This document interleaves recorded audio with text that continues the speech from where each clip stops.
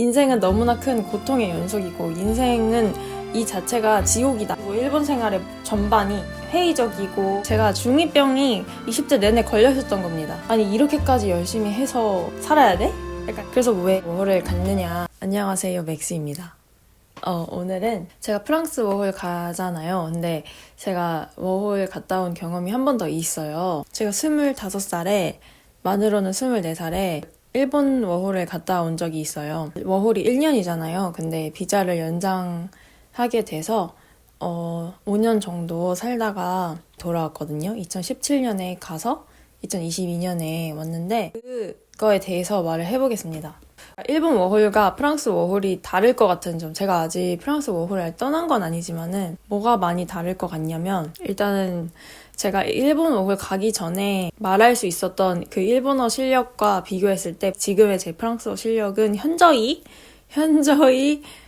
낮다는 것. 그리고 일본은 동아시아 문화권이기 때문에 외국인이긴 하지만 외적으로는 주류인 그 인종인 건데 프랑스 가면은 어쨌든 다인종이 많긴 하겠지만 제가 소수의 인종이 되겠죠. 그래서 그런 게 되게 다를 것 같아요. 더 힘들 것 같아요. 그래서 좀 더 난이도가 높은 그 워홀이 될 것 같아요.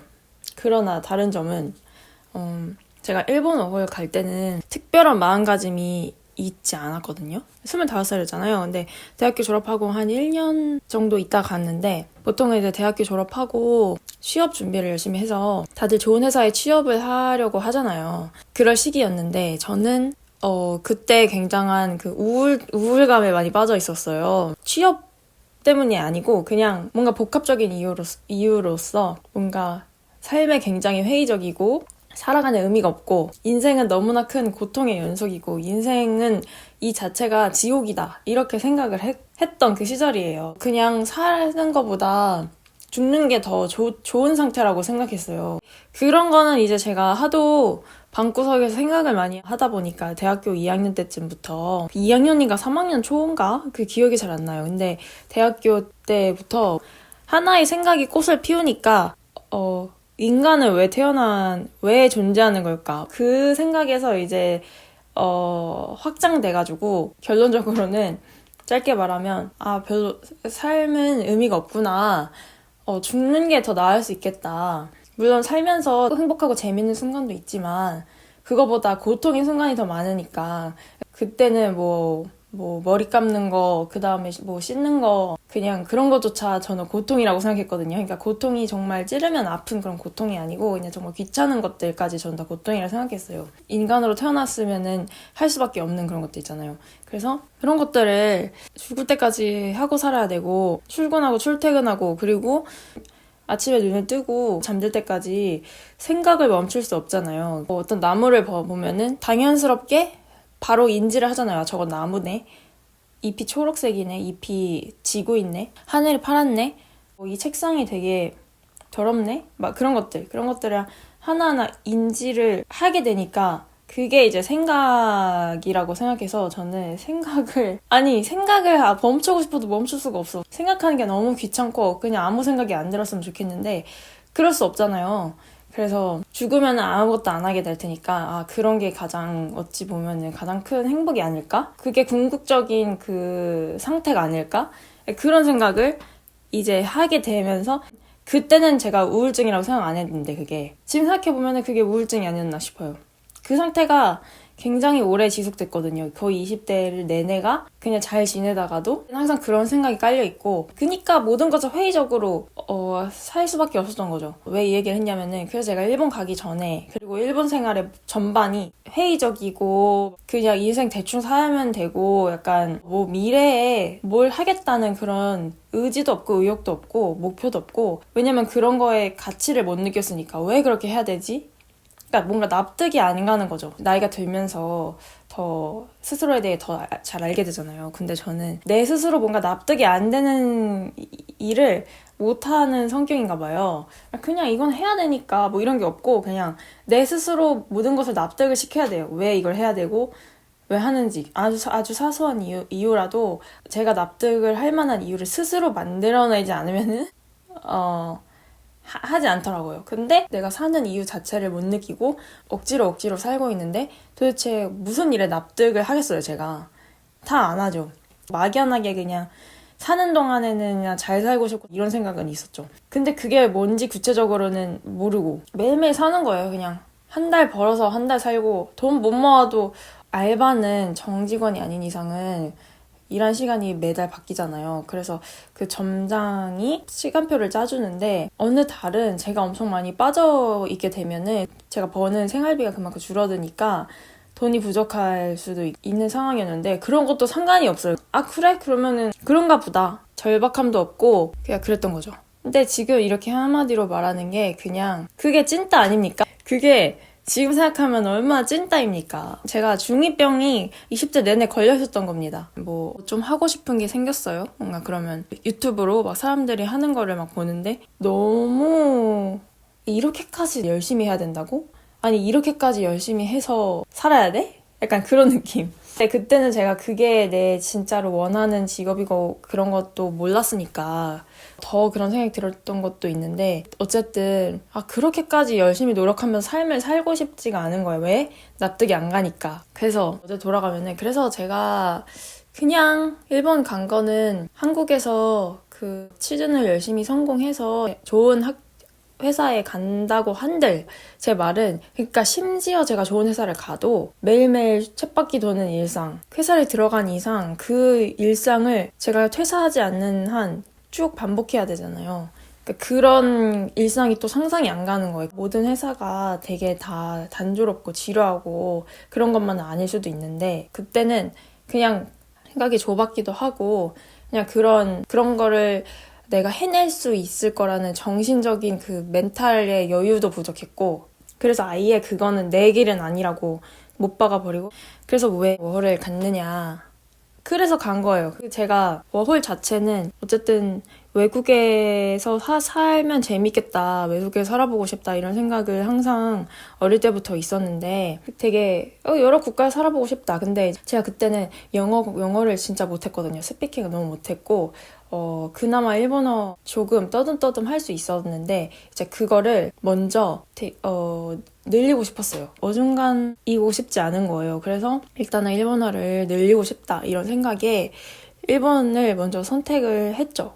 그리고 제가 동방신기를 엄청 좋아했는데 중학교, 고등학교 때 그 동방신기가 한국 활동 좀 하다가 일본 활동을 엄청 많이 했거든요. 그러니까 제가 제2외국어랑 구몬이랑 이런 걸 해서 일본어가 조금 익숙했던 데다가 동방신기가 맨날 일본 방송 나오니까는 나도 저렇게 일본어 잘해주고 싶다 이런 생각을 항상 있었어요. 그런 영향으로 제가 많이 관심을 가지게 된 것 같아요. 그리고 그때는 일본이라는 나라에 되게 흥미가 많았고 살아보고 싶고 그랬어요. 그리고 그 당시에는 25살이 넘으면은 일본 워홀을 못 간다, 신청을 못 한다 그런 루머가 있어가지고 그럼 일단 일본을 먼저 가야겠네. 일본을 갔다가 다른 데를 가야겠네. 이런 생각에 일본 워킹홀리데이를 제일 먼저 가기로 한 거죠. 근데 제가 거기에서 5년 동안 있을 생각은 절대 없었는데 제가 말했듯이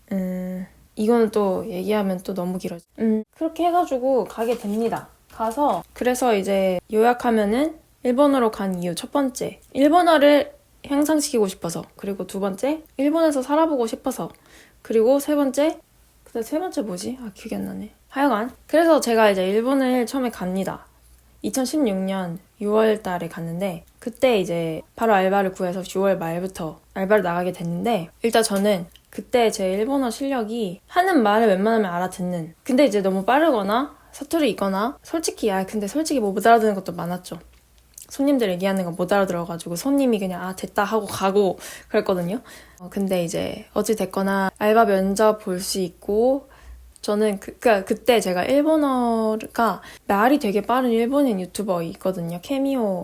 케미오라는 일본인 유튜버 있는데 그걸 제가 일본 가기 전부터 봤어요. 그 케미오를. 근데 말이 엄청 빨라요. 일반적인 그냥 표준 말투가 아니고 자기가 말투를 만들어가지고 되게 희한한 말투를, 자기만의 그 말투를 많이 쓰는데 케미오가 하는 말을 무리 없이 영상을 보는 정도? 그런 느낌이었어요. 그래서 나 스스로 나 일본어 이 정도면은 괜찮겠는데? 나 되게 잘 알아듣는 것 같아 하고 이제 갔는데 막상 가니까 이게 또 다르고, 알아듣는 건 그래도 잘 알아들었는데 이제 그 말하는 게 힘들더라고요. 그리고 누가 나한테 질문을 해서 대답하는 건 그나마 괜찮은데 내가 스스로 이야기를 막 이렇게 설명하거나 내 스스로 얘기를 주도해 나가야 될 때 막 그럴 때가 이제 훨씬 힘들었죠. 그래서 말을 그렇게 편안하게 그래도 좀 할 수 있게 된 게 많이 그 후였다. 근데 이제 어떤 블로거들 보니까 어학원을 갈 필요가 없다는 거예요. 돈만 쓰고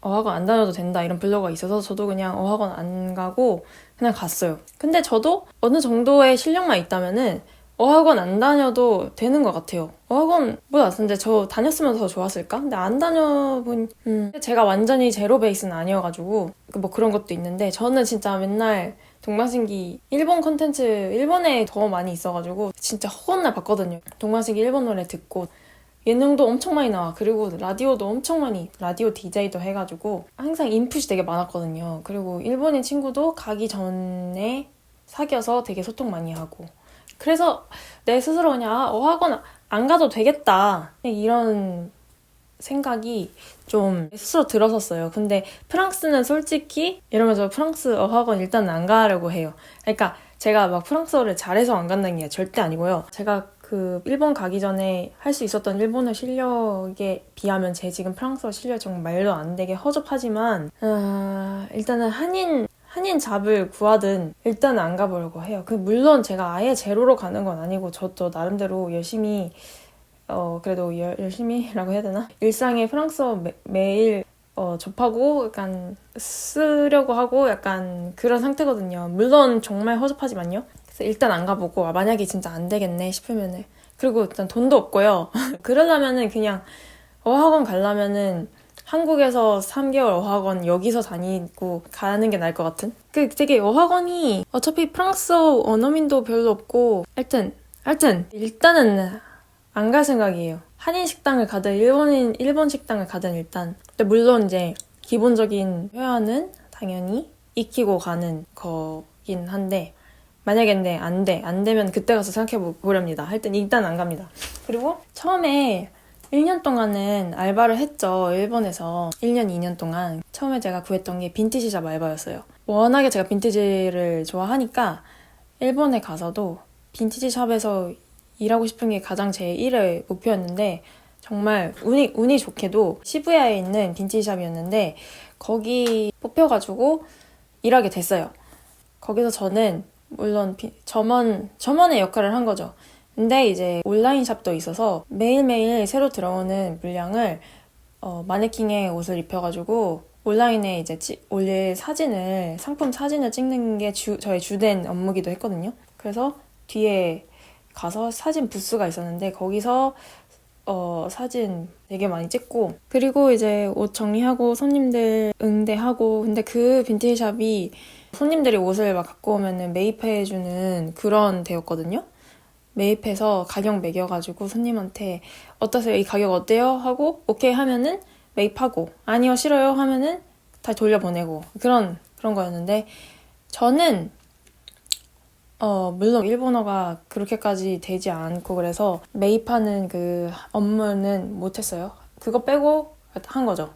그래서 매장 정리하고 온라인 사진 찍고 그 다음에 뭐 피팅룸 안내하고 계산해주고, 그 다음에 뭐 이거 매입 가격 책정 되는 동안은 손님이 다른 데 가 있거나 좀 그러거든요. 그러면은 전화해가지고 이거 다 됐으니까 오라고 해주고 그런 거를 이제 했는데, 그거를 이제 4개월 하다가 그냥 막연히 어쨌든 디자인 툴을 다룰 줄 알잖아요. 디자인과를 나왔으니까. 그래서 포토샵, 일러스트레이터 이런 거를 써서 일할 수 있는 그런 일을 그냥 하고 싶었어요. 막연히. 그냥 앉아서 컴퓨터로 할 수 있는 일을 구하고 싶었는데 어쩌다 보니까 구할 수 있게 된 거예요. 풀타임 잡은 아니었어요. 일주일에 2-3번 가는 거였는데 옷 브랜드인데 자수가 되게 많이 들어가는 옷을 만드는 브랜드였거든요. 그래서 그 자수 디자인을 하는 그런 업무였어요. 주된 업무가. 면접을 보러 갔는데 마치 옷을 한국에서 제조해서 갖고 오는 그런 브랜드였던 거예요. 저 전혀 몰랐는데. 저는 그냥 처음 보는 데였거든요. 그래서 주요 거래처가 다 한국에 있었어요. 마침 한국인이 지원을 한 거죠. 알바니까 거기서도 그 디자인 그런 게 매번 필요하지가 엄청 많이 필요한 게 아니어서 알바를 뽑고 있었는데 어쩌다 그래서 뭐 어찌어찌 해가지고 제가 붙게 됩니다. 그래서 그거를 붙고 거기는 그만뒀어요. 빈티지 샵은. 빈티지 샵 재밌고 좋았는데 그냥 일단은 뭔가 레벨업 해야 될 단계다 이런 식으로 생각해서 일단은 그만두고 근데 이제 그 디자인 알바도 풀타임이 아니어가지고 제가 그것만으로 생계를 이어나가기 좀 힘드니까 디자인 자수 알바를 하면서 또 5개월 정도 그냥 이번에는 빈티지샵이 아니고 일반 옷가게였는데 에토레랑 루미네 이런 데 들어가 있는 여성 브랜드에서 또 점원으로 알바를 하게 됩니다. 그거는 이제 파견 일로 구한 거였는데 파견이 돈을 더 많이 좀 더 시급이 좀 셌거든요. 그때 1,400엔인가? 그리고 근데 맞아. 그 빈티지샵 그만둔 게 또 그게 되게 시급이 짰어요. 950엔이었어요. 그 당시. 2017년에. 그때 최저 시급이 900엔인가 800 몇 엔인가 그랬거든요. 근데 그게 또 지역마다 다른데 도쿄가 얼마였지? 900엔인가? 하여튼 그래서 거기 그냥 최저여가지고 생계를 하기도 좀 힘들고 맨날 사진 찍고 그러니까 체력적으로도 좀 힘든 것 같아서 알바를 바꾸기로 한 거죠. 그래서 이제 근데 그것도 하다가 5개월 하고 그만뒀나? 그래서 그거 그만두고 그 자수 알바를 하면서 가끔씩 한국 출장을 가는데 저를 데리고 가주셨어요. 그래서 물론 제가 거기서 통역을 하고 엄청 통역을 잘하는 건 아니어도 어쨌든 그 의사소통을 할 수 있으니까 거래처 사람들하고 만나서 통역하고 공장도 따라다녀보고 자수 공장이나 뭐 이런 거 있잖아요. 그리고 어떤 일본에서 그런 박람회 같은 거 그런 것도 나가게 되면은 저를 데려가 주셔서 설명하고 그래서 되게 좋았던 거는 한국에 자주 왔다 갔다 할 수 있었던 거. 물론 이제 출장이니까 비행기표 회사에서 내주고 저는 회사에서 호텔 잡아준다고 했지만 우리 집으로 가서 가족들 보고 고양이 보고 그렇게 그래서 1년에 꽤 많이 그것까지 포함하면은 한국에 왔다 갔다 할 수 있었어요. 그거 덕분에 더. 그래서 1년에 많이 가면은 한국에 4번 정도 갔나? 그랬던 것 같아요. 근데 솔직히 말하면은 그 브랜드의 감성, 그 브랜드를 좋아하는 사람들의 감성, 그냥 그런 거를 제가 잘 완전히 이해를 이렇게 잘 못했던 것 같아요. 그래서 정말 열심히 그 브랜드를 위해서 이렇게 마음에서 우러나와서 일을 하는 게 힘들었던 것 같아요. 제 감성이 아니었어요. 뭔가 저는 그때는 심플한 거를 좋아하는 시기였는데 너무 화려하고 막 그런 게 있어가지고 완전 Y2K였거든요. 근데 Y2K가 지금 완전 돌아와가지고 제가 요즘에 빈티지샵, 한국에 있는 빈티지샵에서 거기 옷들을 막 가끔 봐요. 되게 신기하더라고요. 그리고 거기서 비자를 연장하기도 한 거예요. 1년. 근데 제가 패션 디자인과 나왔으니까 마침 비자가 내가 일하고 있는 곳과 직무와 전공이 맞아야 된다고? 안 그러면 비자가 안 나온다? 아니면 되게 힘들게 받아야 된다? 무슨 경력을 증명하거나. 근데 저는 마침 전공도 맞고 해서 비자가 그래도 문제없이 1년이 나왔어요. 워킹홀리데이 1년 이미 다 끝나고 그 나머지 1년으로 일하고 있던 와중에 새로운 알바를 구하게 되는데요. 그 자수 알바 가는 그 길에 그 역 근처에 통유리로 된 건물이 있었는데 제가 거기는 뭐 하는 곳일까? 보면은 가끔씩은 통유리에 뭐 그림 같은 게 전시돼 있기도 하고 어느 날은 옷들이 막 전시돼 있기도 하고 그리고 항상 보면은 안에 그 토로소 있잖아요. 그 패션 디자인 할 때 드레이핑하고 그러는 그 마네킹 되게 많고 그래서 뭔가 패션하는 데인 것 같은데 뭔가 브랜드도 아니고 회사면 무슨 회사일까 이런 궁금해하면서 지나다니는 곳이 있었어요. 근데 제가 인디드로 일자리를 막 찾아보고 있는데 보니까 거기인 거예요. 거기가 구인을 하고 있는 거예요. 스태프를. 근데 보니까 어떤 데였냐면 한마디로 공유 아틀리에 회원제로 운영되는 건데 메이커 스페이스 요즘에 많잖아요. 그 메이커 스페이스인데 패션 하는 사람들을 위한 메이커 스페이스인 거예요. 거기에서 스태프를 구하는 거였어요. 지원을 했는데 연락이 온 거예요. 그래서 일을 하게 됩니다. 그래서 거기서는 어떤 일을 했냐면은 거기 되게 그 기계들이 많았어요. 1층과 2층으로 돼 있는데 2층에는 미싱이 쫙 깔려 있었어요. 그러니까 전문적으로 봉제를 할 수 있는. 그 다음에 1층에는 옷을 만들 때도 여러 가지 기계들이 필요하잖아요. 액세서리를 만들 수도 있고. 그러니까 예를 들면은 디지털, 실크 스크린, 재판기, 그 다음에 잉크젯 프린트처럼 티셔츠에 프린트할 수 있는 가멘트 프린터, 천에 프린트할 수 있는 그 텍스타일 프린터, 3D 프린터, 레이저 커팅기, UV 프린터, 그런 되게 여러 가지 기계들 있잖아요. 그래서 그거는 회원제로 운영되는 건데 한 달에 얼마씩 내면은 거기서 무제한으로 미싱 사용할 수 있고, 그러나 그 기계 같은 거는 시간당 돈을 받고. 그래서 거기에 있는 스태프들은 무슨 일을 하느냐, 보통은 손님이 그 기계들을 쓰는 방법을 모르니까 그 스태프들이 그 기계를 대신 작동해주는 일을 한 거예요. 그런 식으로 그 모든 기계들을 어떻게 쓰는지 알고 있어야 됐고, 처음에는 막 혼자서 절대 못하고 그랬는데 점점 하다 보니까 익숙해지고 그러더라고요. 그때 일하면서 일본어도 훨씬 많이 늘었고, 왜냐면 항상 자수 디자인 알바에서는 그냥 거의 혼자서 컴퓨터에 앉아서 하는 게 많아가지고 얘기를 그렇게 많이 하지 않았고, 그 점원 알바는 하는 말만 하다 보니까 엄청나게 늘 수 있는 기회가 많이 없었는데, 거기서는 손님들하고 잡담도 하고 동료들이랑 또래여가지고 같이 놀러 다니기도 하고 얘기도 되게 많이 하고 하면서 그때 되게 많이 늘었던 것 같아요.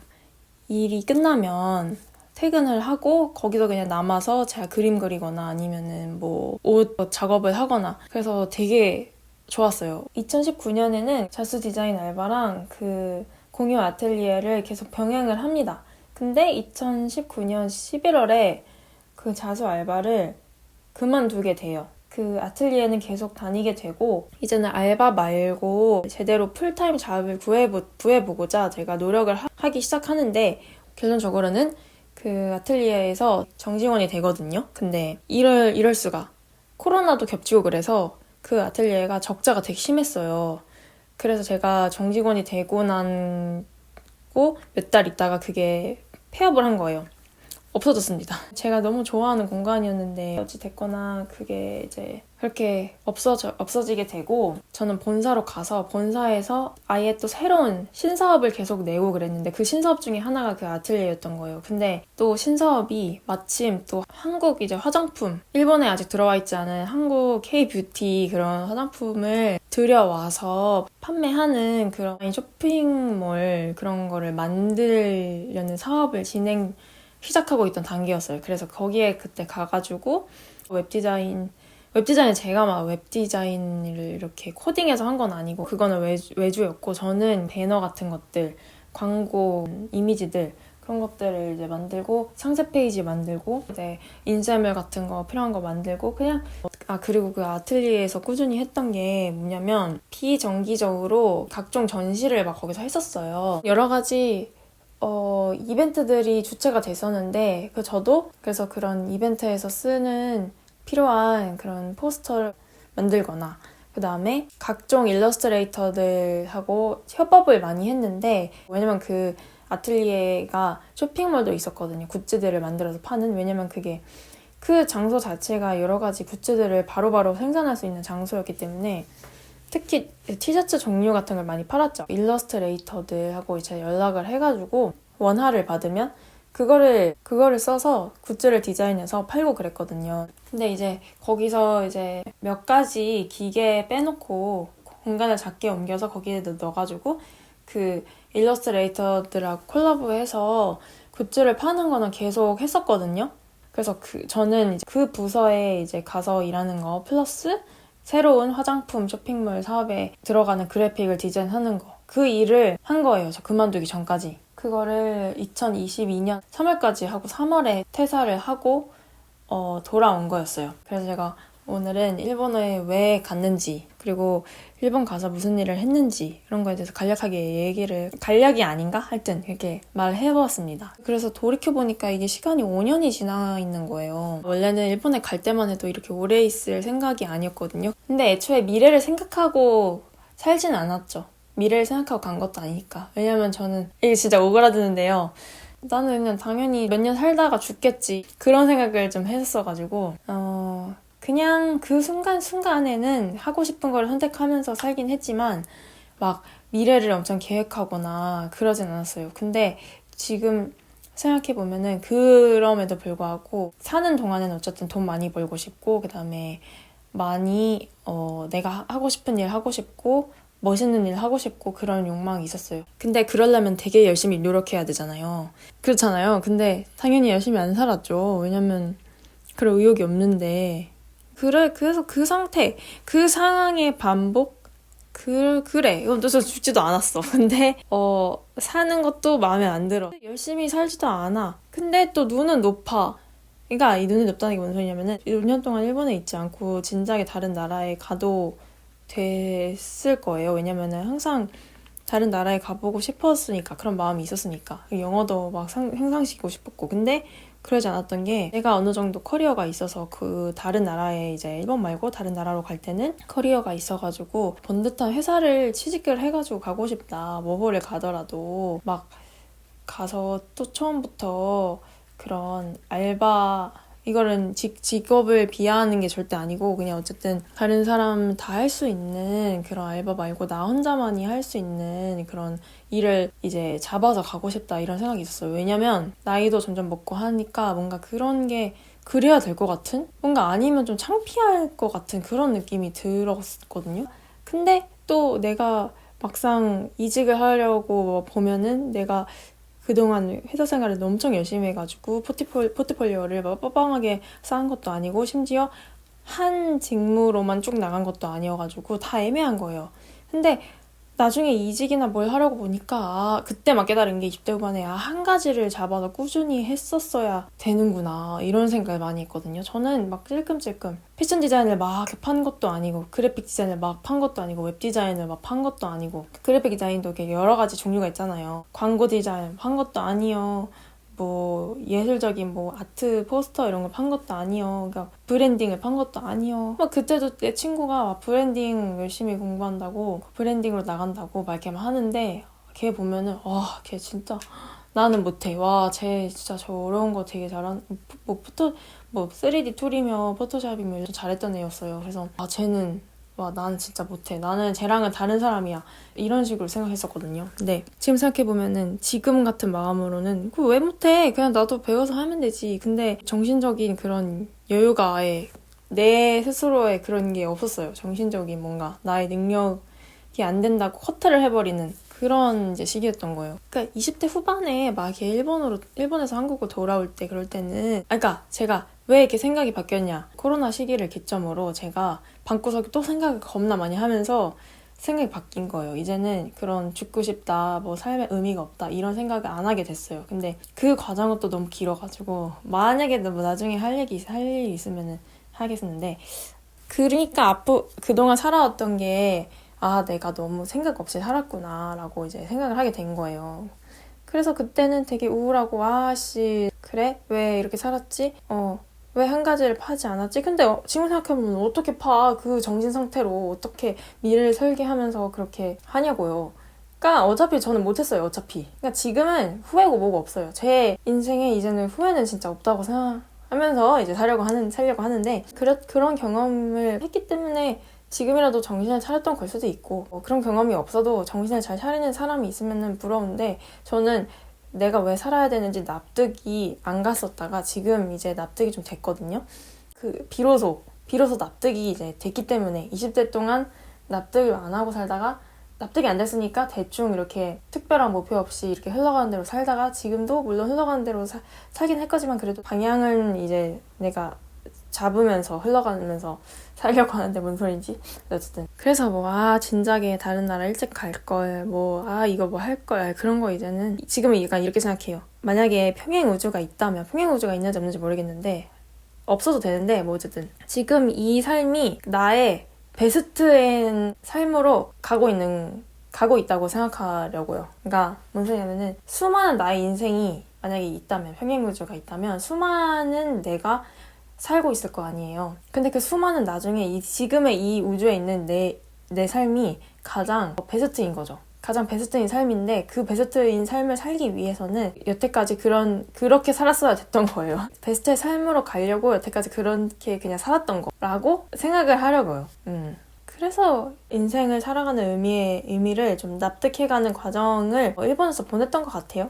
일본에서만 보낸 게 아니고 그냥 대학교 때부터 처음에 인간이 왜 살아야 되는가를 처음에 생각했던 것까지 합치면은 거의 이제 한 10년 좀 안 되게 거의 10년? 10년 좀 안 되게 그렇게 이제 걸린 것 같아요. 제가 내 인생에 납득하는 시기를.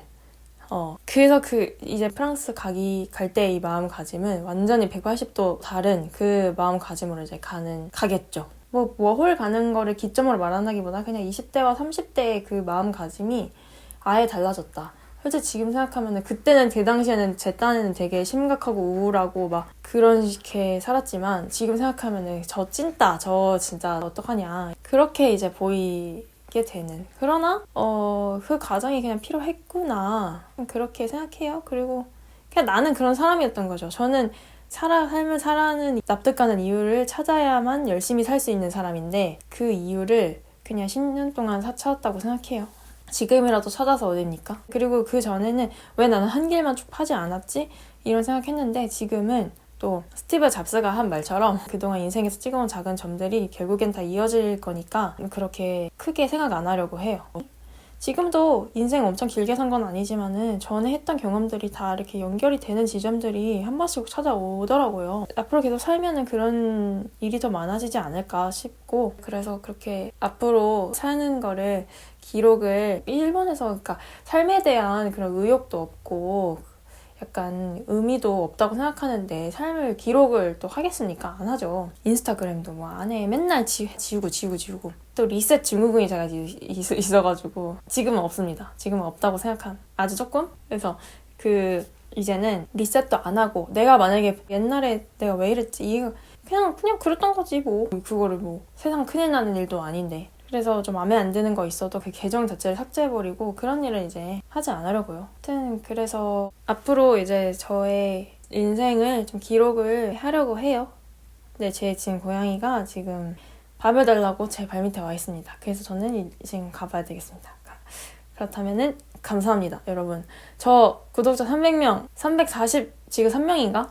너무 감사합니다, 여러분. 정말 감사하고 이제 프랑스 가기 전에 이렇게 340명 여러분 앞으로 프랑스 가기 전까지 여기서 만약에 더 안 늘어도 300명 넘는 분들이 저의 영상을 보고 계시는 이 와중에 가는 보고 있는 거를 인지하고 가는 이 마음 이게 참 좀 되게 든든한 것 같아요. 막 정말 저는 정말 이거 더 얘기하면 말이 너무 많아져서 빨리 끊어야 되겠습니다. 네 그렇다면은 네 감사합니다.